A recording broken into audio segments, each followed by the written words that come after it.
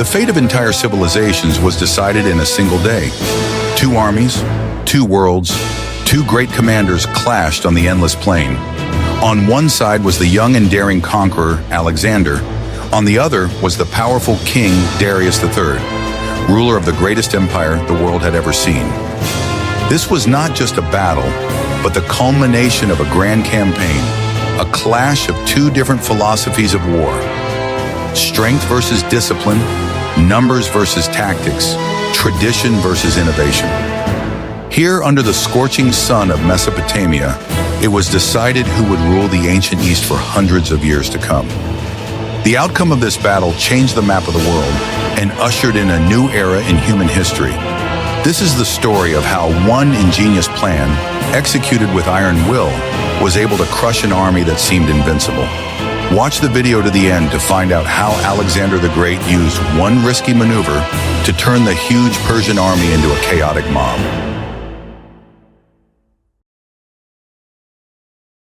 What if I told you that the outcome of the greatest battle of antiquity was predetermined even before it began? It all came down to the personalities of two commanders whose worlds and outlooks on life were completely opposite. Alexander was a man of action, fire, and an insatiable thirst for glory. He grew up on stories of heroes and gods, considering himself a descendant of Achilles.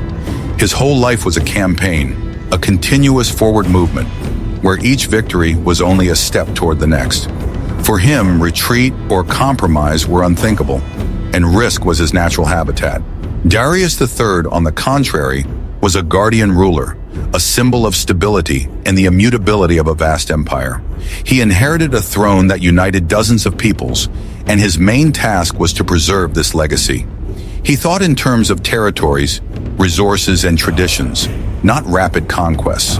When Alexander invaded his domain, Darius initially perceived it as another border disturbance.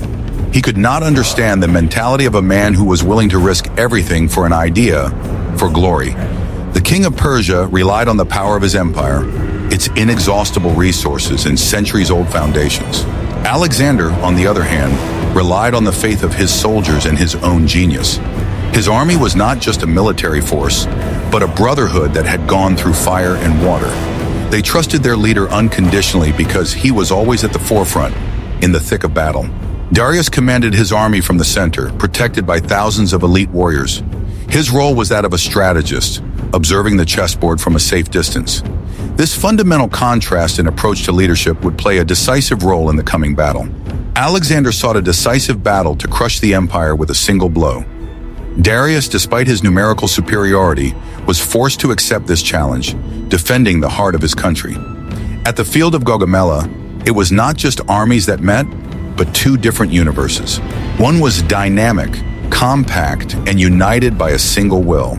The other was huge, multifaceted, but inert, like the empire it represented. The fate of the world depended on whose philosophy would prove stronger at the decisive moment. Their confrontation was not just a conflict between two powers, but a clash between the old order and a new unstoppable force. A force that came to change the world forever. What do you think is more important for victory? Countless resources or the strength of spirit and genius of one person? Share your opinion in the comments and don't forget to subscribe to the channel so you don't miss our next episodes. I see you've switched to a completely different topic. From architecture and survival in the cold to ancient battles, specifically the Battle of Gaugamela between Alexander the Great and Darius III. This is interesting historical material on military strategy and psychology. Want to know the secret that King Darius III considered his main strategic trump card, but which paradoxically ended up being one of the reasons for his crushing defeat? That critical secret was the battlefield itself, a vast plain near the small village of Gaugamela in modern-day Iraq, 331 BC. The Persian king did not choose this particular location by chance or on a whim.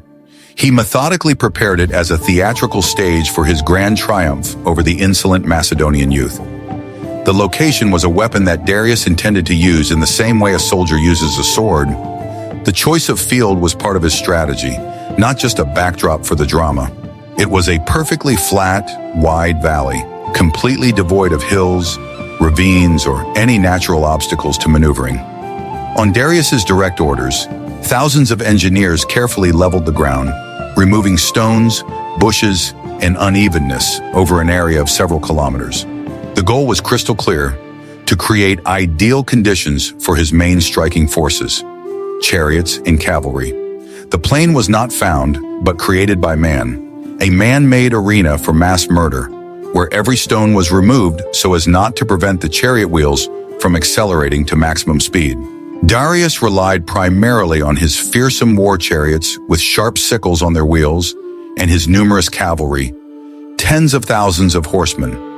In open space without obstacles, these mobile units could develop maximum lethal speed and widely cover the flanks of a compact enemy on both sides. The Persian king deliberately wanted to deprive the dense Macedonian phalanx of its traditional advantages in maneuvering on hilly terrain, where it could use the relief to protect its flanks. Darius removed everything that could help Alexander. No cover, no obstacles, only bare ground where numbers would crush the skill. He intended to coolly use his overwhelming numerical superiority of 3 to 5 times to surround and methodically destroy Alexander's relatively compact army of 47,000. The plain was his giant chessboard, on which he placed his numerous pieces along the edges, absolutely confident of inevitable victory. He effectively gave Alexander a tough choice: either accept battle on his unfavorable terms or retreat in disgrace without a fight, admitting defeat. There was no third option. Darius controlled the space and dictated the rules of the game. Alexander, having personally conducted a thorough reconnaissance of the area, understood Darius's cunning plan perfectly.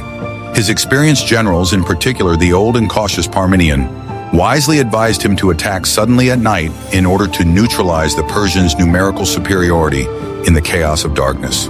But the young Alexander categorically rejected this tactic, proudly declaring that he would not steal victory like a thief, but would take it openly during the day.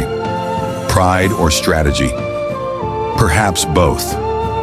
Alexander understood that a night attack could sow panic in his own ranks, where discipline was more important than numbers. Instead of cunning, he accepted the direct challenge and calmly ordered his troops, exhausted from the march, to set up camp and rest well before the decisive battle. The Macedonians slept well and ate well before the battle, restoring their strength. This seemingly simple move gave them a huge critical, psychological, and physical advantage of freshness and vigor. A rested soldier is worth 2 tired ones. All commanders knew this, but not all could afford the luxury of sleep before battle. The huge Persian army, fearing a sudden night attack by the Macedonians, stood in full battle formation under arms all night long. Tens of thousands of soldiers did not sleep a wink, straining their eyes into the darkness, expecting an attack at any moment. By morning, when the sun rose, they were completely exhausted, both mentally and physically. Their legs ached, their eyes were heavy, and their concentration was zero. Fear proved to be a worse enemy than the real enemy. The Persians fought shadows all night, wasting their strength on nothing. Thus, the brilliant Alexander began the battle even before the first physical clash of spears. He psychologically allowed the enemy to exhaust themselves with anticipation and fear without spending a single arrow. Darius' excessive confidence in his chosen field paradoxically turned against him. He waited for an attack that never came, exhausting his troops in vain. Darius was so confident in his plan that he could not believe that Alexander was simply sleeping. He created ideal conditions for his massive army of chariots and cavalry, but these same conditions proved ideal for the implementation of the young Alexander's bold, unconventional plan. The Persian king did not take into account one critical factor. On perfectly flat terrain, not only is the perfect order of the formation clearly visible, but so is the nascent chaos and panic in the ranks. Transparency worked both ways.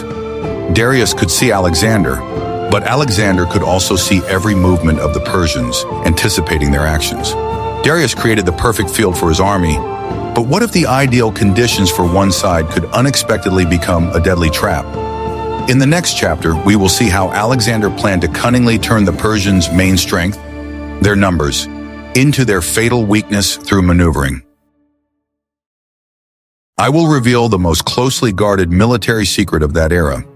what the armies that clashed in the decisive battle for supremacy over Asia at Gaugamela actually looked like and how they functioned. It was not so much a matter of the absolute number of soldiers on the field as their combat quality, training, and philosophy of warfare. Alexander the Great's army was a living organism, a well-oiled machine hardened by years of continuous grueling campaigns and victories from Greece to India. It was a weapon honed to perfection by war. Every cog knew its place, every detail worked in sync with the others without a hitch. It was a professional standing army, where every soldier was an experienced master of his craft, having dedicated his life to war.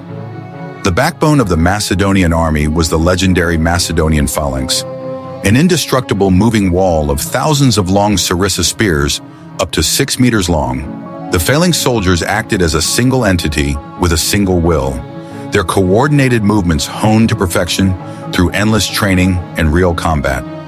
The phalanx was not a group of people, but a single organism.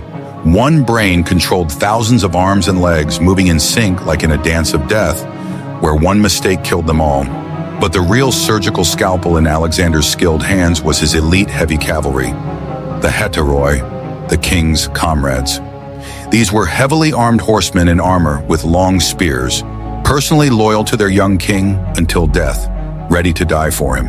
It was these mounted strike forces that delivered the decisive deadly blows, breaking through the enemy's formation at its weakest and most vulnerable point like a knife through butter. The heteroi were the hammer, the phalanx the anvil. Between them, the enemy was crushed into a bloody mass with no chance of escape. Each Macedonian warrior knew exactly what his specific task was in battle and blindly trusted the commander standing next to him in formation. Their strength lay in their iron unity of spirit, strict discipline, and rich combat experience of victories. They had traveled thousands of kilometers together through deserts and mountains and won dozens of bloody battles against various enemies, which made them absolutely confident in themselves and their brilliant leader, Alexander. Victory was a habit, not a hope. They did not know what defeat was, so they did not fear it, and fear is a soldier's main enemy on the battlefield. The army of the Persian king Darius III, on the other hand, was a huge, diverse conglomerate of tribes and peoples of the empire. It was a typical imperial army, forcibly assembled from all corners of the vast empire, from Egypt to India. Under his royal banners stood Persians, Medes, Bactrians, Sogdians, Indians, Arabs, and even Greek professional mercenaries who had sold their spears for gold. It was not an army, but a collection of armies speaking dozens of languages and praying to different gods. Its strength lay in its formidable numbers, numbering in the hundreds of thousands, and the exotic diversity of its troops.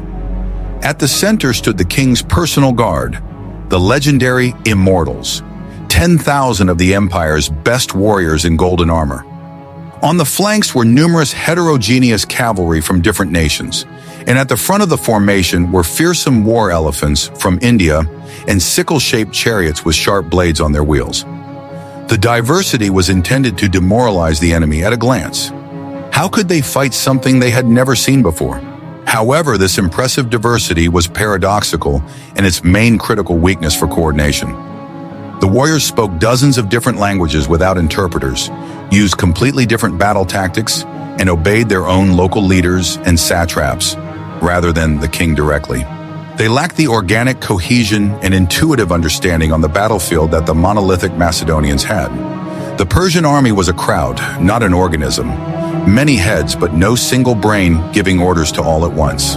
Many of the Persian warriors were not professional veteran soldiers at all, but mobilized militiamen and peasants loyal to their local satraps and tribal chiefs, rather than to the distant king himself.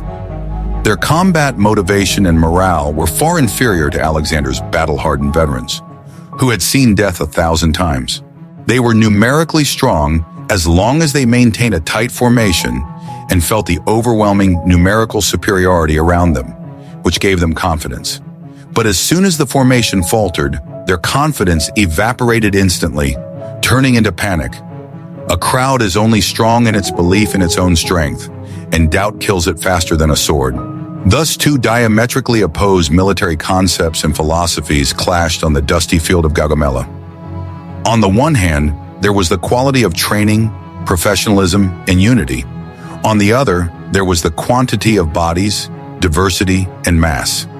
On the one hand, a monolithic, well-oiled war machine. On the other, a grandiose but loose and chaotic coalition of peoples. Hammer against anvil, scalpel against club, a clash of principles, not just of people. Alexander deliberately sought to counter the heavy power of the Persians with his lightning-fast maneuvers, surgical precision of attack, and perfect coordination of all parts of the army as one body. He knew perfectly well from experience that if this huge, cumbersome mechanism was deprived of centralized control by decapitation, it would crumble and fall apart on its own due to internal contradictions. Kill the head and the body will die. An ancient principle of hunting large game applied to an army of hundreds of thousands. But how could such a diverse army as the Persians effectively coordinate their complex actions in the chaos of real battle without radios or telephones? This was the key question, and Alexander knew the answer and intended to use it. What I am about to show you broke all the rules of warfare at that time. Alexander understood that a head-on attack on the superior forces of the Persians was a sure path to defeat. Therefore, he developed an asymmetrical and daring plan that was intended to mislead the enemy. His army was not lined up parallel to the Persian front, but at an angle. The right flank, which he personally commanded, was pushed far forward, while the left flank, under the command of Parmenion, was pulled back. This formation is known as a skewed formation or diagonal attack. The purpose of this maneuver was not to crush the entire Persian army. The goal was to get to Darius. Alexander believed that the Persian army was held together solely by the figure of the king, and that if he were eliminated, the whole system would collapse. The plan was to force the Persians to stretch their front. Moving to the right along the Persian line, Alexander provoked the enemy's left flank cavalry to follow him. This movement was bound to create a gap between the Persian flank and the center. It was into this gap that Alexander planned to strike with a lightning wedge of his cavalry, the heteroi. It was a risky gambit. It weakened his own center and left his left flank vulnerable. But Alexander was willing to take that risk. To protect himself from encirclement, he created a second line from reserve infantry units. These troops were ready to turn around and repel any attempt by the Persians to strike from the rear. It was a kind of insurance for his daring attack. A separate plan was developed to neutralize the scythe chariots. The light infantry was ordered not to stand still, but to step aside when the chariots approached, creating corridors.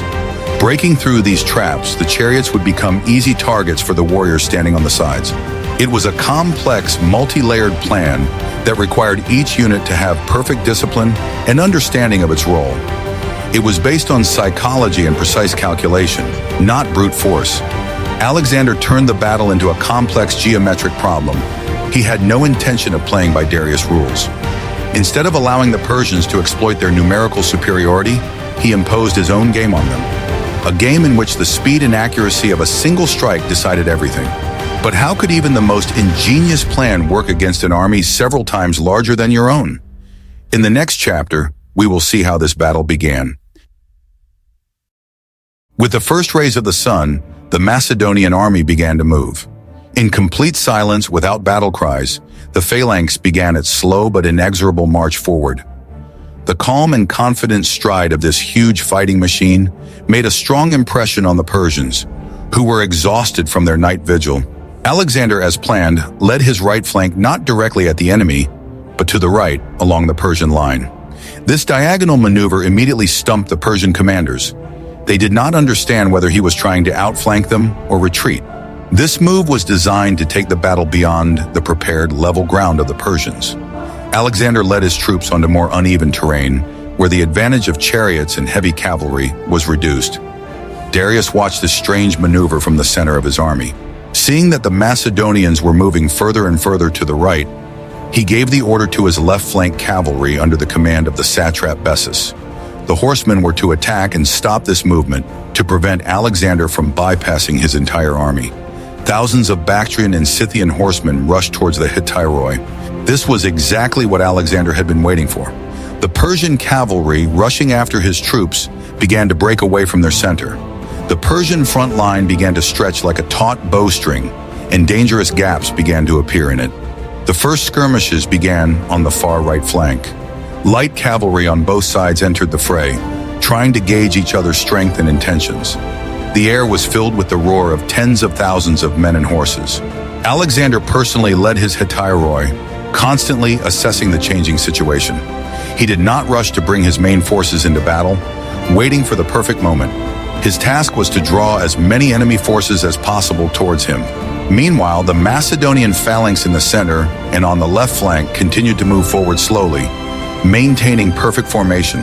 They were the axis around which their king's risky maneuver unfolded. Their steadfastness and discipline were the key to the success of the entire plan. The tension grew with every passing minute. Provoked by Alexander's maneuver, the Persian army began to lose its original formation. The huge army was slowly being drawn into a game whose rules were dictated by the young Macedonian king. Are you ready for the shocking truth about the Persian army's most formidable weapon? Seeing his left flank drawn into battle, Darius decided it was time to play his trump card. He gave the order, and hundreds of scythed chariots rushed toward the center of the Macedonian phalanx. It was a terrifying sight, designed to sow panic and break the infantry formation. Heavy chariots with razor-sharp blades on their axles rushed toward the indestructible wall of sarissas. Any army of that time would have faltered at the sight of such an attack. But Alexander had a ready answer. When the chariots approached, something unexpected happened. The soldiers in the front line of the phalanx stepped aside on command, forming narrow corridors in their ranks. It was a brilliant mousetrap tactic.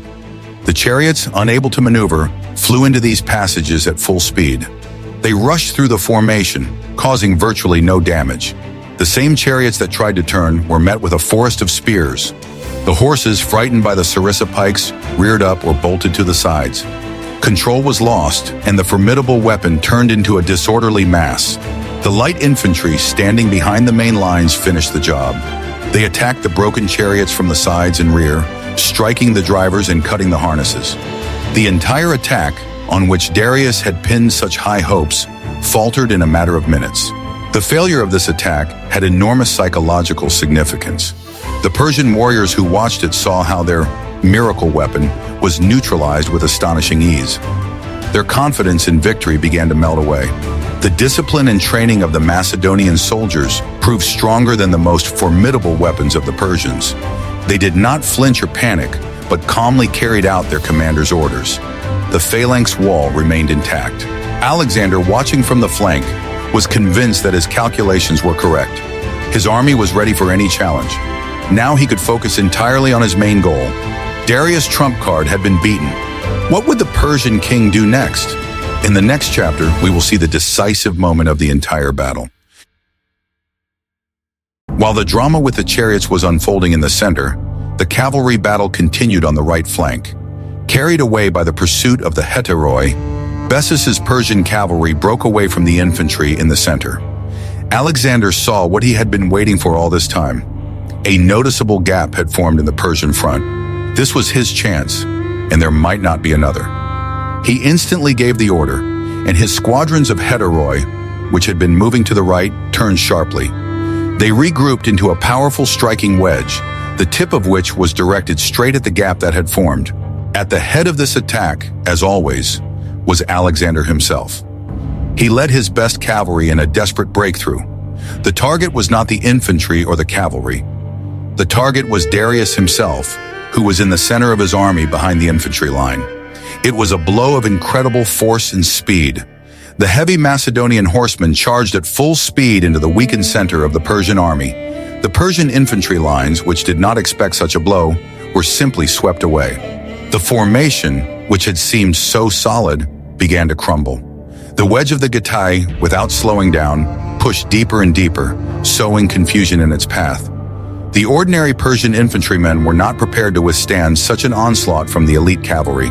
Several phalanx regiments, which Alexander had prudently kept in reserve, rushed into the breach behind the hetairoi. They widened the gap, preventing the Persians from closing ranks and cutting off the cavalry. The Macedonian war machine worked as a single, well-coordinated mechanism. Chaos in the center of the Persian army grew. Commanders lost control of their troops. Soldiers who saw the enemy break through to the very heart of their formation began to waver. Alexander and his horsemen, ignoring the resistance on either side, stubbornly advanced toward a single point on the battlefield. They moved toward the place where the great king's magnificent chariot towered above the ranks of soldiers. The battle was entering its decisive phase. The wedge of the Gictae was so swift that Darius's personal guard barely had time to react. Alexander and his best warriors broke through to the immediate vicinity of the Persian king. From his high chariot, Darius could see the furious face of the young conqueror. A desperate battle ensued around the royal chariot. The immortals and Greek mercenaries desperately tried to hold back the Macedonian onslaught. But the Hittite, inspired by the presence of their king, fought with incredible energy. At one point, Darius' charioteer was knocked out of action. Left without control, the horses became frightened and began to bolt. For a moment, it seemed that the king himself was in danger. Darius, watching his best guard collapse and Alexander inevitably approaching, made a fateful decision. He was not a warrior by nature, unlike his opponent. He was a ruler, and the thought of captivity was more frightening to him than any outcome of the battle. Overcome with fear, Darius turned his chariot around and fled. He abandoned his army, his banner, and his honor to save his own life. This moment became a turning point not only in the battle, but in the entire war. The king's flight did not go unnoticed. The soldiers of the Persian center, seeing that their leader had left the battlefield, lost all will to resist. If the king was fleeing, what was there for them to fight for? Panic, like a forest fire, began to spread through the huge army. What had been an organized army was turning into an uncontrollable mob before their very eyes. The order to fight lost all meaning. The center of the Persian army completely collapsed. Soldiers threw down their weapons and tried to escape. Alexander had achieved his goal. By decapitating the army, he had destroyed it as a fighting force. After Darius' flight, the battle turned into a rout in one part of the field and a desperate defense in another. The Persian center and left flank turned into a panicked retreat, pursued by Macedonian cavalry and light infantry. The huge army simply dissolved, turning into crowds of fleeing people. However, while Alexander was making his triumphant breakthrough, his left flank found itself in a dire situation. The experienced Macedonian general Parmenion held back the onslaught of the Persian right cavalry under the command of the satrap Mazaios. The Persians had numerical superiority here and attacked with great tenacity. Moreover, part of the Persian and Indian cavalry managed to break through the Macedonian infantry line. They rushed not to the rear of the phalanx, but to the Macedonian camp, hoping to free the prisoners and capture the baggage train. Parmenion was in danger of being surrounded. He sent messengers to Alexander with a desperate plea for help. At that moment, Alexander was faced with the most important choice of his life. Right in front of him was Darius running away. If he captured him, he could end the war in a single day. But behind him, his soldiers and his best friend and comrade in arms, Parmenion, were dying. The duty of a commander outweighed the thirst for personal glory. With a heavy heart, Alexander gave up the pursuit of Darius. He gathered his weary Hetairoi and deployed them to strike the rear of the Persian cavalry attacking Parmenion. This maneuver demonstrated his greatness not only as a tactician, but also as a leader responsible for the lives of his men. He sacrificed the crown of victory to save his army. The appearance of Alexander and his elite cavalry behind the attacking Persians decided the outcome of the battle on this flank as well. Mazai's horsemen, trapped on both sides and learning of their king's flight, also faltered and turned to flee. Now the entire Persian army was defeated. The victory was complete and unconditional. Alexander proved once again that discipline, tactics, and brilliant leadership mean more than simple numerical superiority. The battlefield remained behind him. When the thick dust of battle finally settled, the exhausted but jubilant Macedonians were presented with a picture of complete and utter triumph.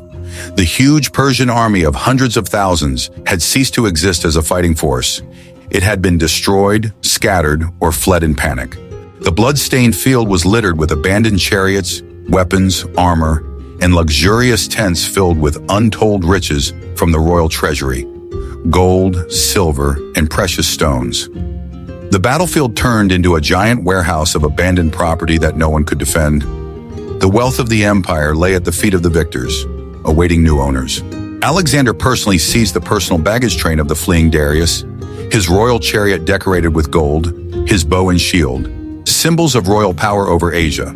The entire family of the Persian king fell into the hands of the victors, including his elderly mother, Sisigambis, his beautiful wife, Statira, and his young children, precious hostages. Alexander treated them with demonstrative royal generosity and respect, which made a huge propaganda impression on all the conquered peoples of the empire. He was not a barbarian robber, but the legitimate successor to the king, behaving royally even towards the enemy's family. The victory at Gaugamela on October 1st, 331 BC, was of decisive historical importance for the whole world. It was not just another tactically won battle in a long chain of victories. It was the end of the powerful Achaemenid Persian Empire, which had existed for more than 2 centuries and stretched from Egypt to India. One day changed the map of the world. An empire that seemed eternal collapsed in a few hours of battle, proving that nothing is eternal, even what seems unshakable. After this catastrophic defeat, King Darius III lost all political authority and legitimacy and was soon treacherously betrayed and killed by his own satraps Bessus during his flight. Alexander became the undisputed ruler of all Asia by right of conquest and inheritance. The gates of Babylon with its hanging gardens, Susa with its treasuries, and Persepolis, the greatest and richest cities of the ancient world, which had accumulated centuries of wealth, opened before him without a fight. The world lay at his feet, awaiting a new master. The young man from Macedonia became the ruler of Asia, something even the Persian kings of the past had not dared to dream of. A new era in human history began, which historians would later call the Hellenistic era of cultural synthesis. Greek culture, the Koine language, and philosophy began to spread widely and penetrate vast territories from Egypt in the west to India in the east. The world as it had been known before, with clear boundaries between east and west, changed forever. Borders were erased, mixing began, giving birth to a new civilization on the ruins of the old. Alexander was not just a conqueror and destroyer, but a builder of a new world, uniting different elements into a single whole. Victory was achieved thanks to Alexander's ingenious and daring plan, based on a deep understanding of the enemy's psychology and weaknesses. Alexander masterfully exploited Darius's apparent strengths, numerical superiority, and a prepared, level field, and paradoxically turned them against him as a weapon. He forced the huge, unwieldy army to stretch out into a thin line, deliberately created a critical weak spot in it with a gap, and delivered a single precise, surgically calibrated, deadly blow with a spear to the heart, right to the center where Darius himself stood. The victory was not accidental, but the result of calculation. Every move was planned, every reaction of the enemy anticipated. The Battle of Gaugamela has forever entered the textbooks of military art and academies around the world. It has become a classic textbook example of how a smaller but significantly better organized, trained, and managed force can win a convincing victory over a numerical giant. It was a triumph of tactics, strategy, and intellect over brute force. Brains defeated brawn, proving that war is an art, not just violence. Quality defeated quantity, a lesson that armies still teach today, thousands of years later. Alexander the Great convincingly proved to the world that the fate of entire empires is decided not by the number of soldiers on the battlefield, but by the iron will and sharp mind of one man, the commander. His victory was not simply a military conquest of territory, but the beginning of a grand new global project to merge the cultures of the West and the East into a single civilization. The consequences of that fateful day on October 1st, 331 BC are still felt in world history, culture, and politics today, 2 millennia later. The cities founded by Alexander still stand. Greek words have entered all languages, and his empire, although it fell apart, laid the foundations for the modern world, where East and West are inextricably linked. The Battle of Gaugamela is not just a story about the clash of 2 armies. It is an epic drama about how the genius, discipline, and unyielding will of one man can change the course of history. Alexander the Great did not just win, he imposed his game on his opponent and won it by his own rules. He turned Darius' strengths, his numerical superiority, and the perfectly flat terrain into his main weaknesses. This victory marked the end of one great civilization and the birth of a new Hellenistic one, which synthesized the best of Europe and Asia. We have told you about Alexander's ingenious tactics. What other great battles or commanders would you like to learn about in the next videos? Suggest your topics in the comments and don't forget to subscribe so you don't miss new episodes.